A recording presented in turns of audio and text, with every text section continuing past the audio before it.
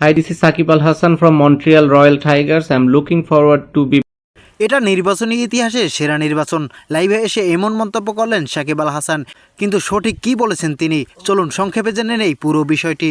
সম্প্রতি একটি লাইভ অনুষ্ঠানে অংশ নিয়ে সাকিব আল হাসান বলেন, এবারের নির্বাচন তার দেখা সবচেয়ে সুষ্ঠু ও অংশগ্রহণমূলক নির্বাচনগুলোর একটি। তিনি উল্লেখ করেন, ভোটারদের উপস্থিতি ছিল চোখে পড়ার মতো এবং মানুষের মধ্যে ছিল উৎসবের আমেজ। তার মতে গণতান্ত্রিক প্রক্রিয়া সফল করতে সাধারণ মানুষের অংশগ্রহণই সবচেয়ে বড় শক্তি।